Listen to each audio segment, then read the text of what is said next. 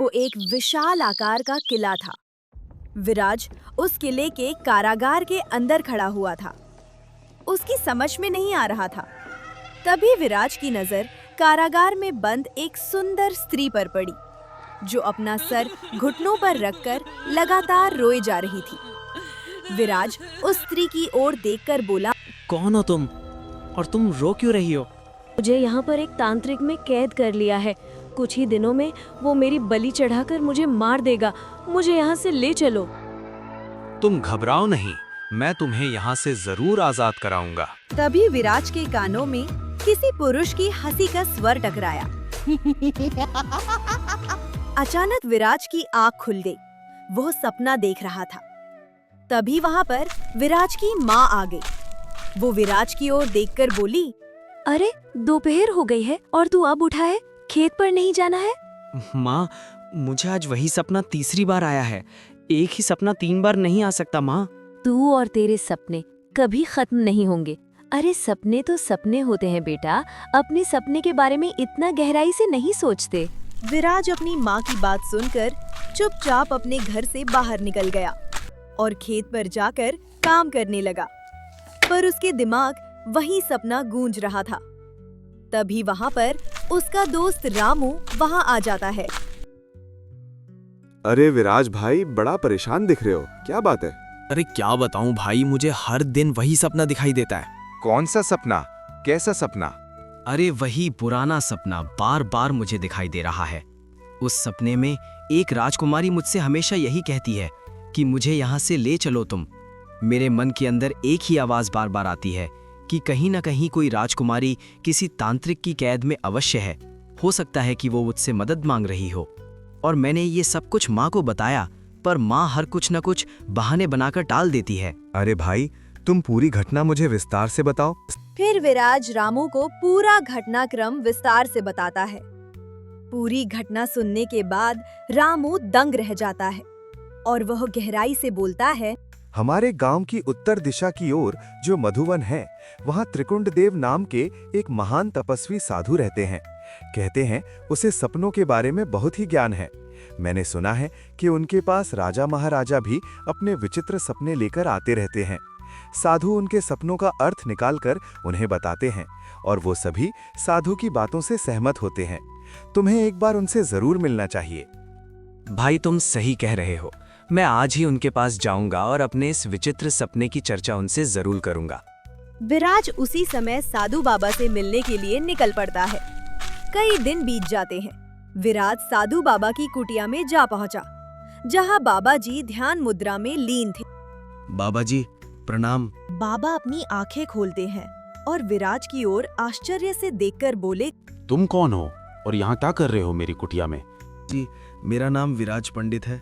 मैं बहुत परेशान हूँ और आप ही मेरी परेशानी का हल निकाल सकते हैं। कहो बेटा, क्या परेशानी है और मैं किस प्रकार से तुम्हारी सहायता कर सकता हूँ?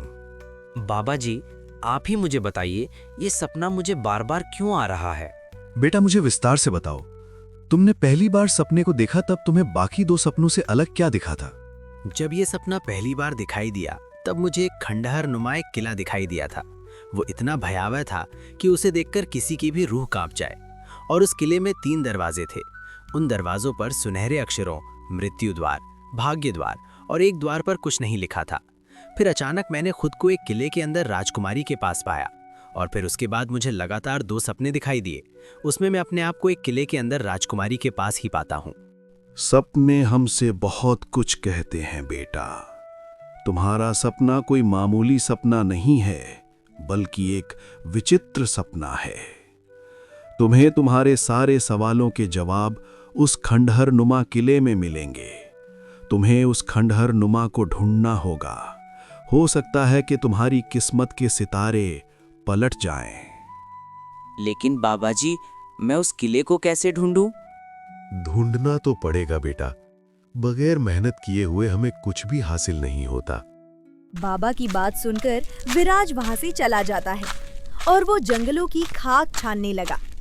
लगातार कई दिन जंगलों में भटकने के बाद अचानक उसे एक खंडहर नुमा किला दिखाई देता है। वो देखने में इतना भयावह लग रहा कि किसी की भी रूह कांप जाए। वही 3 दरवाजे जिसमें अजीब सी आवाजें आ रही थी, मानो ऐसा लग रहा तीनों दरवाजे विराज का अपनी ओर बुला रही हों। विराज उस किले के दरवाजों की ओर देखकर आश्चर्य से बोला, ये तो वही किला है जो पहली बार मेरे सपने में आया था। विराज ने देखा कि उस किले पर पूरब, पश्चिम और उत्तर की दिशा में 3 बड़े-बड़े दरवाजे हैं। विराज उन दरवाजा को देखकर आश्चर्य से बोला, ये किला भी तो बड़ा ही अजीब है और इसके रास्ते दूर से देखने में ऐसा लगता है मानो कि ये कोई किला नहीं बल्कि किसी नगर में जाने वाला रास्ता हो। एक बार मुझे चढ़कर अवश्य देखना चाहिए। सबसे पहले मुझे कौन से द्वार पर चलना चाहिए? ठीक है, मैं पूरब की ओर जाने वाले भाग्य द्वार से शुरुआत करता हूँ। शायद यही मेरे भाग्य की चाबी इसी के अंदर मिल जाए। विराज पूरब दिशा की ओर जाने वाले रास्ते के ऊपर चढ़ गया। वो उस रास्ते में कुछ ही दूर चला था। अचानक उसे भयंकर चक्कर आते हुए महसूस होने लगे। अगले ही पल उसने अपने आप को एक नगर में पाया। विराज आश्चर्य से अपने आप से बोला, अजीब बात है, मैं यहाँ पर कैसे आ गया? मैं तो उस किले के ऊपर पूरब दिशा की ओर जाने वाले भाग्य द्वार पर था। तभी विराज ने देखा कि आग की लपटों के बीच एक छोटा बच्चा बुरी तरह से झुलस रहा है और वहाँ उस नगर के व्यक्ति उसे बचाने की बजाय उसे डरी हुई नजरों से देख रहे थे। विराज एक व्यक्ति के पास जाकर बोला, अरे तुम लोग आदमी हो या जानवर? एक मासूम की जान जा रही है और तुम उसे बचाने की बजाय वहां पर खड़े तमाशा देख रहे हो। ना बाबा ना, मुझे अपने प्राण नहीं गंवाने हैं। अरे तुम ये जो अग्नि रेखा देख रहे हो, अगर हम में से किसी ने भी अग्नि रेखा पार की तो उस विशालकाय गुफा से एक आदमखोर भेड़िया बाहर आ जाएगा और हमारे प्राण ले लेगा। अरे भाई मूर्ख हो क्या? कैसी बात कर रहे हो? अरे भाई, मैं मूर्ख नहीं हूँ। हम लोगों की आंखों को ये सब देखने की आदत हो गई है। हर दूसरे दिन यही होता है यहाँ। पिछले हफ्ते भीमा ने तुम्हारी तरह बहादुरी दिखाने की कोशिश की थी। बेचारे को अपने प्राणों से हाथ धोना पड़ा। हाँ बेटा बिरजू, सही कह रहा है। गांव वालों के मुख से ये अजीब घटना सुनकर विराज की आंखें फटी की फटी रही जाती है। जैसे ही वो अग्नि रेखा पार करता है, अचानक हवाएं चलने लगती हैं और देखते देखते उस गुफा से आदमखोर भेड़िया बाहर आ जाता है और अचानक विराज पर हमला कर देता है। विराज तलवार उठाता है और जोर का वार करता है। भेड़िया जमीन पर गिर जाता है और सब कुछ सामान्य हो जाता है। अगले ही पल रंग बिरंगी रोशनी के साथ वहां पर एक सुंदर पुरुष प्रकट हो गया। वो विराज की ओर देखकर बोला, अरे आप कौन हैं? ये के रूप में मैं ही था। मैं इस नगरी का राजा हूँ। लेकिन इस नगर के लोग बता रहे थे कि गुफा के अंदर एक आदमखोर भेड़िया रहता है जो हर दिन किसी न किसी को अपना शिकार मासूम लोगों को बनाता है। नहीं, वो मुझे ही भेड़िया समझ रहे थे। दरअसल कुछ समय पहले यहाँ एक तांत्रिक आया था जिसने इस नगरी पर कब्जा करने की कोशिश की। मैंने उस तांत्रिक से मुकाबला किया और उसने अपने तंत्र विद्या की शक्ति से मुझे भेड़िया के रूप में परिवर्तित कर दिया था। पर मुझे एक बात समझ नहीं आ रही है। कुछ देर पहले मैं उस किले के भाग्य द्वार पर था। अचानक मुझे चक्कर आए और मैंने अपने आप को यहाँ पर पाया। अच्छा, मैं समझ गया। तुम धरती लोक की बात कर रहे हो। तो क्या ये पृथ्वीलोक नहीं है? नहीं, ये उसी किले पर स्थित एक विचित्र नगरी है। तांत्रिक का जादू टोना तभी समाप्त हो सकता है कि जब कोई इंसान उस भेड़िए से बिना डरे उस पर हमला करे, यानी मुझ पर। और तुमने वही किया। तुमने मेरे नगर के वासियों की मदद की। इसलिए मैं तुम्हें एक शक्ति देता हूं, मगर वो शक्ति तुम्हें दिखाई नहीं देगी। तुम केवल महसूस करोगे। तुम्हें दोबारा उस किले पर जाना होगा और पश्चिम कर्म द्वार पर चलना होगा। उस व्यक्ति ने इतना ही कहा था कि तभी विराज ने दोबारा अपने आप को उसी किले में पाया। अजीब बात है, कुछ देर पहले जो मैंने देखा था वो सत्य था या सपना था?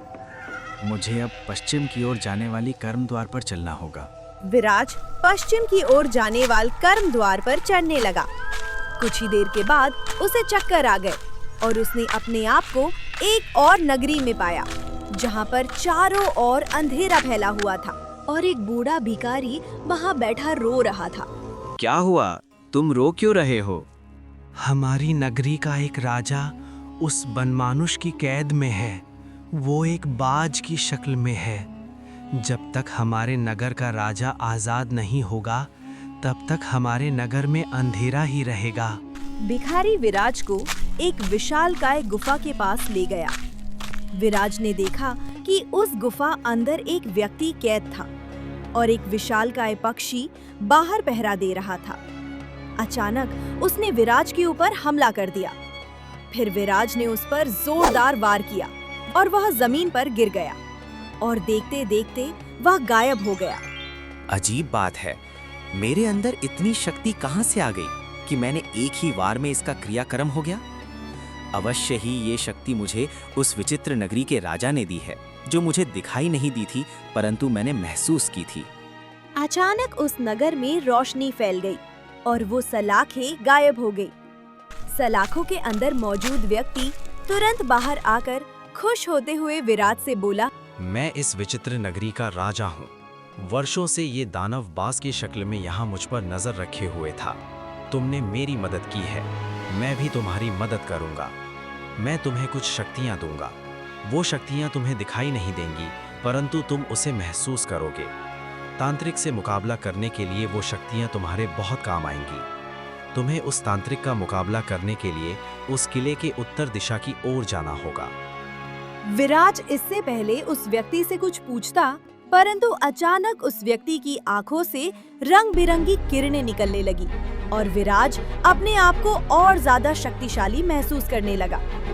अगले ही पल उसने अपने आप को फिर से उसी किले पर पाया। विराज तुरंत उत्तर की ओर जाने वाले द्वार के ऊपर चलने लगा। अगले ही पल विराज को चक्कर आ गए और उसने अपने आप को उसी किले के अंदर मौजूद पाया, जिस किले को वो अपने सपने में देखता था। तभी विराज के कानों में एक स्त्री के रोने की आवाज टकराई। विराज कुछ ही देर में वो उन सलाखों के सामने खड़ा हुआ था, जहाँ पर एक सुंदर स्त्री रो रही थी। विराज को देखकर वो अचानक चुप हो गई। विराज उस स्त्री को आश्चर्य से देखने लगा। तुम तो वही स्त्री हो जिसे मैं अक्सर अपने सपने में देखता था। मेरा नाम पद्मावती है। जब मैं छोटी थी तब मेरे महल की पुजारी जी ने मुझे एक ऐसी विद्या सिखाई थी जिससे मैं मुसीबत में उस व्यक्ति से मदद मांग सकती हूँ जो व्यक्ति वीर हो और दूसरों की सहायता करने वाला हो। मैं इस विद्या का उपयोग कर रही थी, तुमसे अपनी विद्या के सहारे मदद मांग रही।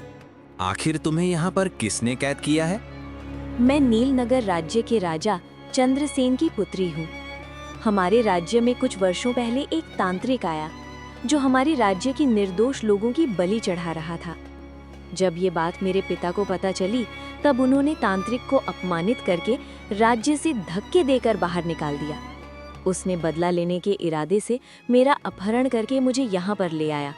कुछ दिन तक तो मैं यही समझती रही कि मैं धरती लोक में किसी किले में कैद हूँ, परंतु कुछ समय बाद मुझे एहसास हो गया कि ये मेरी दुनिया की नगरी नहीं बल्कि किसी और दुनिया है जहाँ पर मेरे अलावा और कोई नहीं है। पद्मावती ने इतना कहा ही था, तभी वहाँ पर रंग बिरंगी किरणों के साथ एक व्यक्ति प्रकट हो गया, जो वो विराज को घूरते हुए बोला, कौन हो तुम?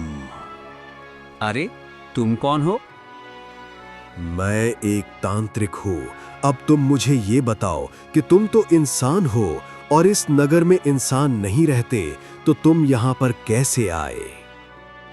ये बताना मैं तुम्हें जरूरी नहीं समझता। मैं बस इतना जानता हूँ कि मैं इस सुंदर स्त्री को तुम्हारी कैद से आजाद करवाने आया हूँ। तुम्हें लगता है कि तुम मेरा मुकाबला कर सकते हो? तुम शायद मुझे जानते नहीं कि मैं कितना शक्तिशाली तांत्रिक हूँ। जरूर तुम उस किले के पास से आए होगे और उस विचित्र किले द्वार पर चढ़ गए होगे, जिससे तुम यहाँ पर आ गए। मगर तुम नहीं जानते कि उस किले पर पूरब और पश्चिम की ओर 2 और द्वार हैं। मैंने उन विचित्र नगरी के लोगों का भी जीना हराम कर रखा है। मैं सबसे पहले पूरब की ओर जाने वाले द्वार पर गया था और एक विचित्र नगरी में पहुंच गया। वहां के राजा को तुमने अपनी तंत्र विद्या की शक्ति से भेड़िया बना दिया था। मैंने उसे आजाद करवाया और उसने मुझे शक्ति दी। उसके बाद मैं उस पश्चिम की ओर जाने वाले द्वार की ओर गया।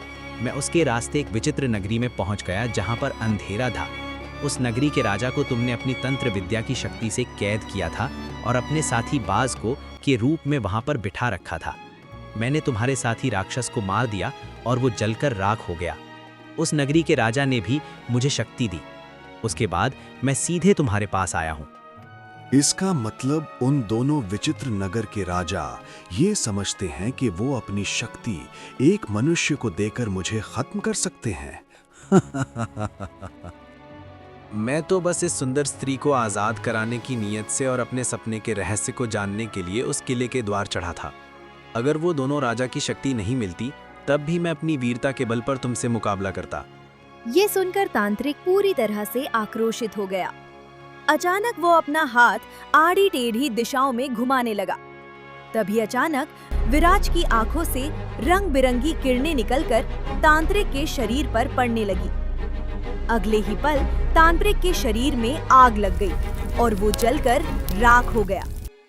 उसके राख होते ही पद्मावती जिन लोहे की सलाखों के अंदर बंद थी, वो लोहे की सलाखें गायब हो गई और वो आजाद होकर दौड़ती हुई बाहर निकल आई। तभी वहां पर रंग बिरंगी किरणों के साथ उस विचित्र नगरी के 2 राजा प्रकट हो गए। हमें विश्वास था कि हमारी मदद करने के लिए एक न एक दिन कोई मनुष्य जरूर आएगा, इसलिए मैंने तुम्हें अपनी शक्ति दी थी। वो तांत्रिक बहुत ही महत्वाकांक्षी तांत्रिक था जो किले के ऊपर स्थित विचित्र नगरी यो के ऊपर कब्जा करके अपना शासन करना चाहता था। हाँ, पहले उसने अपनी जादू की शक्ति के जोर पर किले के ऊपर स्थित 2 विचित्र नगरों पर कब्जा करना चाहा, मगर वहां के राजा ने यानी कि हम दोनों ने इनकार कर दिया और उसके बदले की भावना ने एक राजा को बेड़िया में परिवर्तित कर दिया और दूसरे राजा को सलाखों में बंद कर दिया और उस नगर में अंधेरा फैला दिया। तुम जिस किले में खड़े हो वो भी एक विचित्र नगरी है। यहाँ के राजा ने हार मान ली और उस तांत्रिक ने इस विचित्र नगरी के सारे नागरिकों को मारकर उनकी बलि ले ली, क्योंकि वो अमर होना चाहता था। अगर वो तीनों विचित्र नगर के नागरिकों की बलि लेने में कामयाब हो जाता तो उसके बाद वो अमर होकर पृथ्वी लोक में जाकर तबाही मचा देता, लेकिन तुम्हारी वजह से ऐसा संभव नहीं हो सका।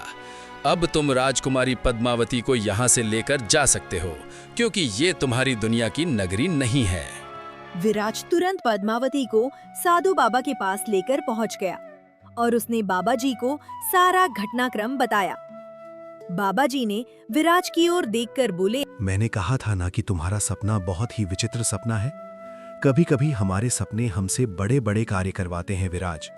अब तुम राजकुमारी पद्मावती को उनके पिता के पास ले जाओ। विराज ने ठीक वैसा ही किया। वो राजकुमारी को लेकर राजा के पास पहुंच गया। राजकुमारी अपने पिता को सारी बहादुरी बताने लगी। राजा विराज की ओर देखकर मुस्कुराते हुए बोला, मैंने तो हार मान ली थी।